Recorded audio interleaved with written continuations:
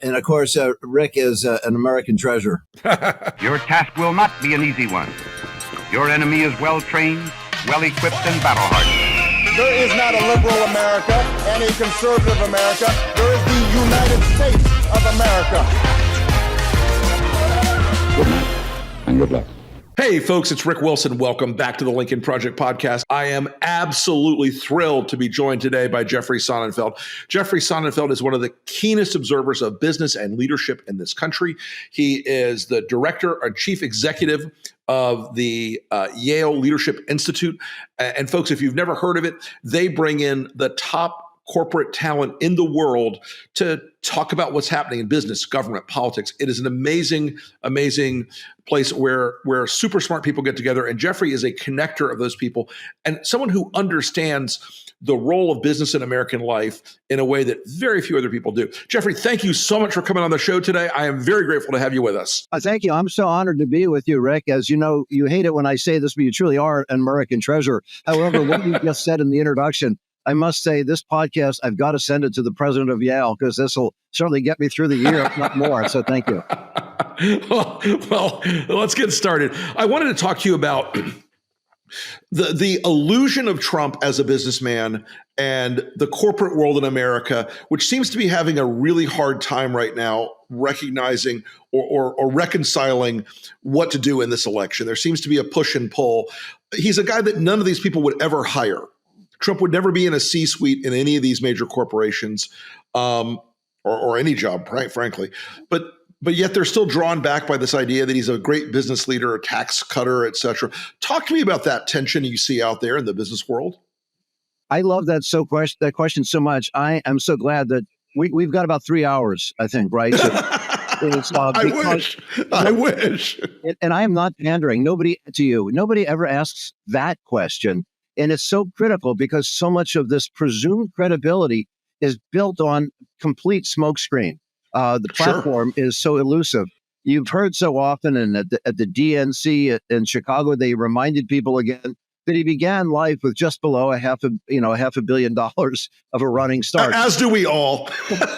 So, this is not a rags to riches story here of somebody coming up from hardship. He didn't grow up in a log cabin. But he creates that aura, and it is trying to bring class to the masses, which is he tries to give this gilded pathway.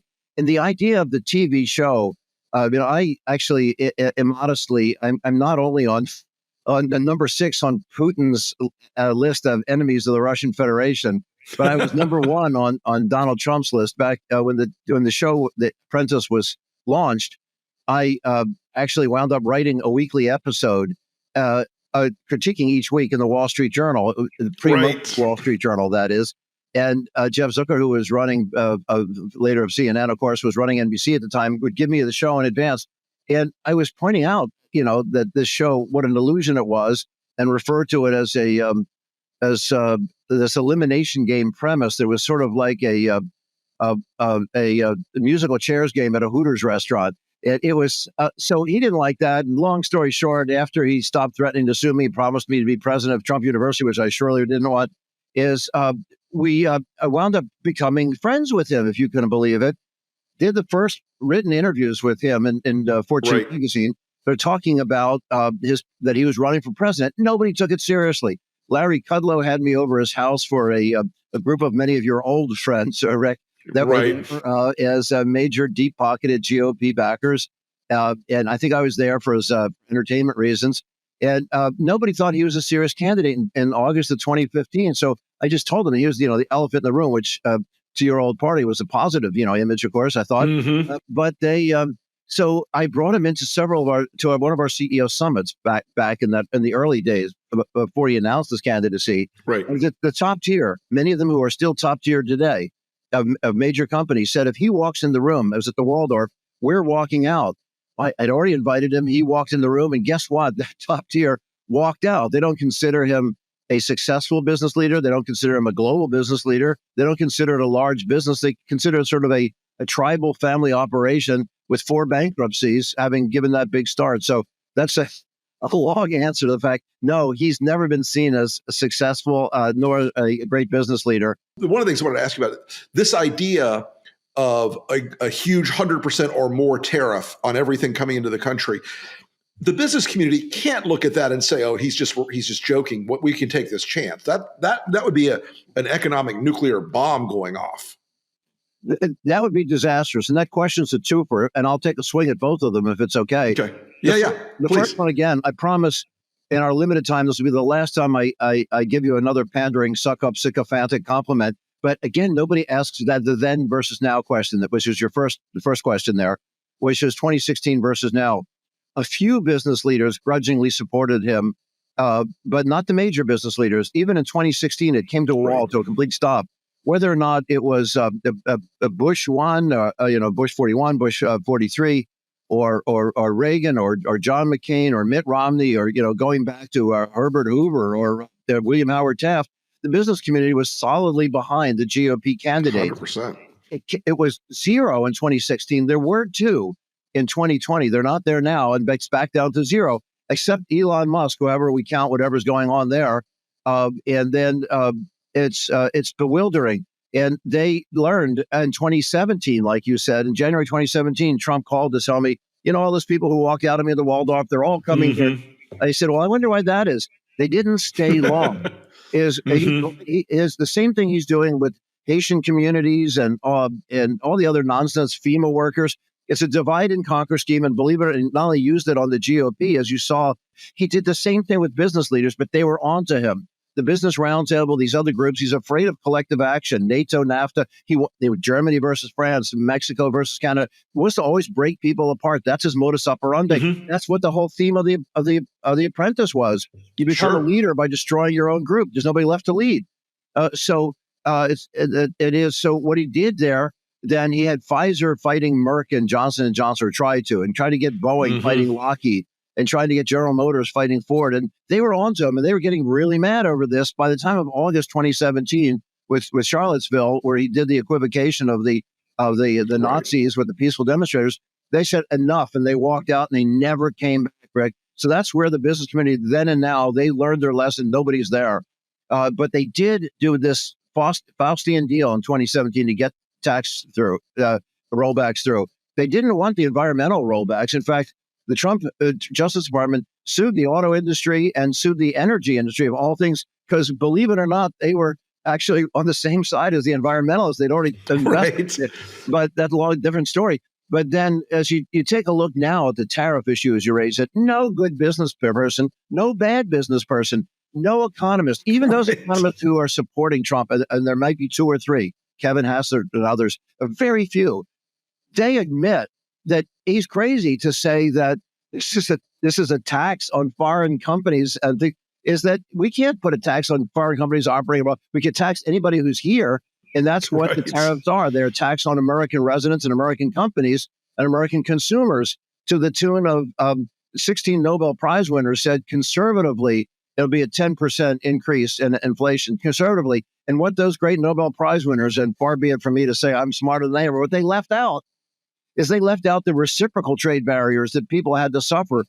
They're just talking about increased import prices. But we also have a problem as let's say Harley Davidson ran into the same thing. Matt Levitt, CEO of Harley, who was so frustrated, is that 100% of Harley bikes are made in the U.S.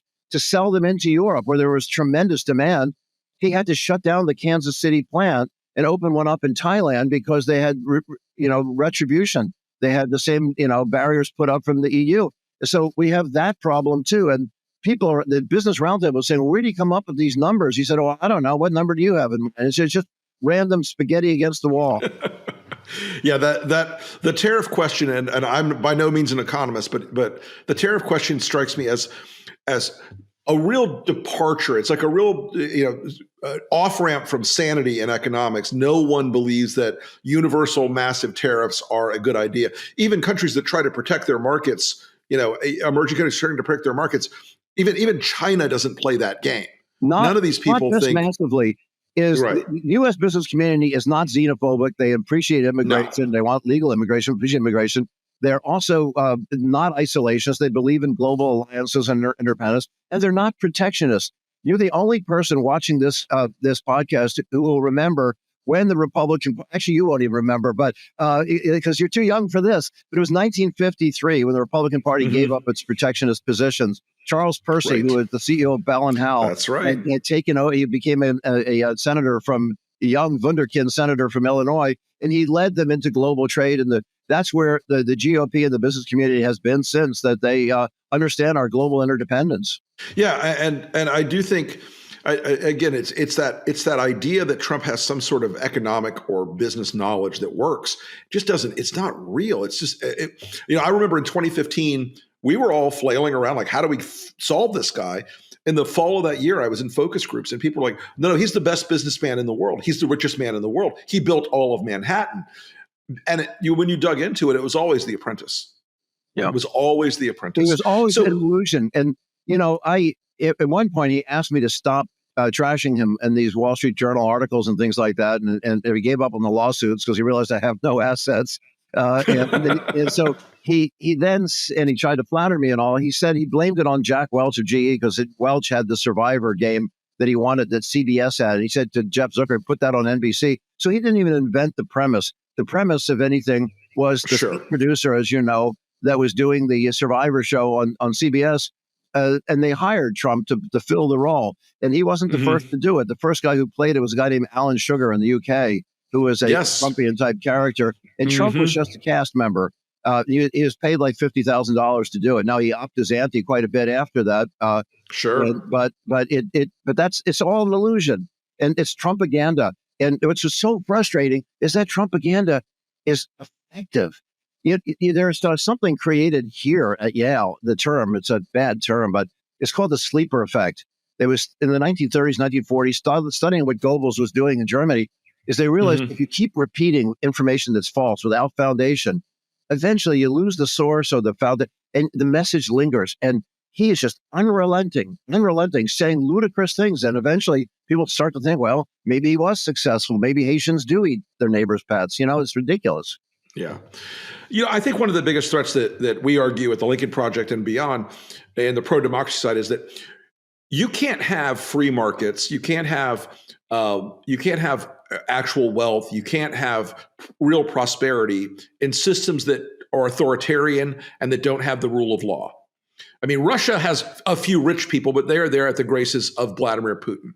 But this is a country that has created a lot of wealth, perhaps unevenly, but a lot of wealth that depends on having a system where there are rules of the road, where there are expectations about the law and ethics and behavior and all that. Talk to us about where we end up if we abandon that core principle of how democracy protects the rule of law, and that therefore protects prosperity and business and markets. You said it so well. I'll try my best to match it.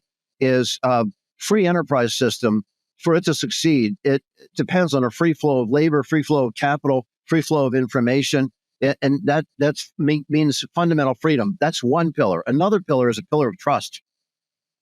You can run out of a restaurant in a city and not pay, and probably get away with it. There's some degree of trust in a system on both sides of markets, and if you erode that trust, which is what Trump does strategically, and all demagogues do strategically, is to attack all the foundations, whether or not it's the FBI or FEMA or the Justice Department or the military, is he attacks every sound institution, every pillar. And the business community realizes this.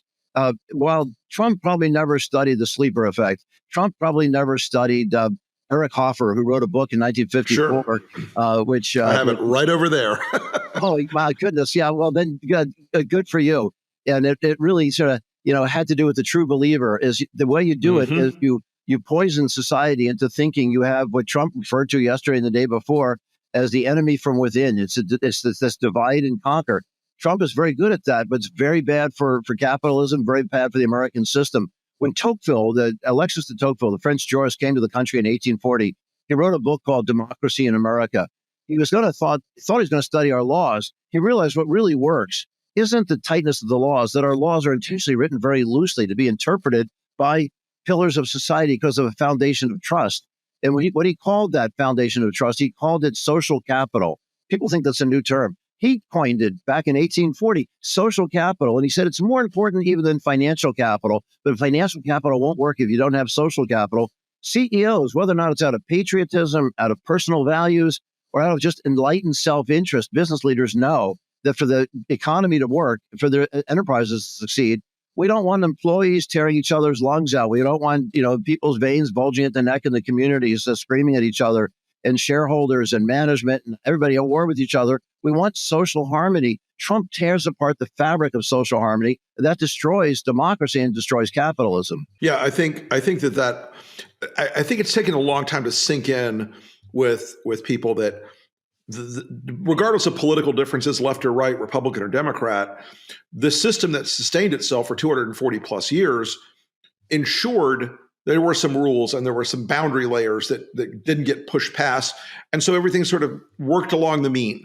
Nobody was ever fully happy, but it worked well enough. And it worked effectively to keep the rights of individuals protected. And those rights from speech to association to the right to go out and be unmolested by a government that says, hey, you've built a great business, we're taking all of it. Because that's really what happens in places like Russia. It is what happens. And you described Russia accurately. The Russia system, I should add, is imploding right now. You don't have time to get into that catastrophic issue. In some future episode, we can discuss it. But there's been massive capital flight out of there, as well as top talent leaving. In every industry, we had a lot to do with catalyzing the exit of 1,200 non-Russian firms from there. And that had a huge impact on Russia. Russia basically is like an old colony in the mercantile system. There's no finished good from there. You don't see anybody driving a Lada car around. Nobody has a watch from Russia. There's no finished good. It's just raw materials. And happily, we've been able to find alternative sources for energy and grains, wheat, and metals that we don't need Russia in the world economy at all anymore. And that's a big change. And that's why the Russia economy is imploding, but it's just surviving as a war economy. Russia's system is becoming quite fascistic. So Putin is driving it. So he's basically taking the living room furniture and throwing it in the furnace to keep things going. Right. Yeah, I've been watching the weird Western defense of people saying, but the ruble's doing great. I'm like, they peg it at an arbitrary number that doesn't exist in the real markets. Enough. Nobody says that. I fight with economists who should know better all the time. It's not an exchange-traded currency. And the GDP, the IMF believes his GDP. Actually, they don't. We have recorded the senior economists with their permission. They accidentally checked that box on Zoom. So we got their permission. They admitted they have no idea what's going on in there. After the second quarter of 2022, after the invasion, Putin has suppressed all the information that they are required to put out there for the IMF to evaluate them. But the IMF gives them a free pass. There's something suspicious going on. Not the World Bank or anybody else. IMF, something weird going on there. But you're exactly right. Putin makes up his numbers. Yeah, and look, I think there's a Trumpian echo there. I had the best economy in the universe. Nothing's ever close. And describing today's economy as like this blasted hellscape where the living envy the dead and all this. It's crazy to me how that alternative, that idea that you would have the dear leader describe what the economy is doing when it's clearly not connected to reality, could come here. All of his models, and as I've heard you say before, so I'm just stealing your lines, how Trump uses those demagogues, those autocrats from around the world, whether or not it's North Korea or increasingly Hungary or Turkey, and certainly Russia, and Xi Jinping uses these quote unquote strongmen, and they're actually weak men. They're cowards. They're weak. They don't trust their own people, but he uses them as his role model, and not anybody who's operating in a free society. Yeah, that to me is, and again, I go back to that fundamental question. This is a guy who doesn't understand actual business and actual economics. He doesn't understand the system that preserves the ability to do those things. Nobody could hire if Trump's resume came in, and I ask this in executive groups all the time. Is that it's one of the questions is, would you ever hire him? And the answer is always no, zero. Well, I mean, everything from selling these, a couple $100 or $500 for a pair of running shoes and $59.99 for a Bible, a Trump Bible of all people selling about. I mean, the guy's a consummate grifter. I don't know if you remember Mr. Haney from Green Acres, who was, I consider That's what he is. He is just a grifter selling everything. And the military people were especially upset when we had caught not just Huawei, but ZTE dead to rights for proliferation violations, sending weapon grade microchips to North Korea and especially to Iran. There were U.S. chips. We were going to block sanctions on them. Is suddenly just a little less than $1 billion of forgivable loan from China went to bail out an Indonesian golf resort that he had from China. I am shocked to hear that. And suddenly this was dropped. Now the sanctions were dropped. So the grifting has consequences other than it being monuments law violation. It has real consequences on obviously destroying our trust in our system and independent judgment that he's making. But one of the sad, tragic consequences of Trumpaganda is not only has mainstream media believed it, and not only does the Democratic Party believe some of it, and the quote unquote progressive or populist left believes a lot of it. Yeah, and I think Musk is the greatest marketer of his own BS that we've ever seen, and he's managed to leap from acquisition to claiming credit for it to acquisition to over and over again, and he's done great with that. He's become very, very paper wealthy. And he's assumed this. Say that even though Solar City seems to have collapsed down from a village, maybe just a little hamlet now, it's not much of a solar city anymore. Right. And the Boring Company, which he has, seems to live up to its name. We don't have those 50, 60 tunnels that were supposed to connect those high speed everywhere. But we do see some of the amazing things done with SpaceX. SpaceX is an amazing company. He take our breath away as Boeing misfires so badly that we're going to be saved by Elon Musk. And he's obviously he's a genius, but he's not imperfect. Well, listen, we are out of time today. Jeffrey Sonnenfeld, I appreciate you coming on the podcast so very much. I admire you, sir, and I really, really love your work. And I look forward to talking to you again soon. I'm most honored. I'm a huge fan of yours. Thank you so much for all you do for us, Rick. I appreciate you. I appreciate you.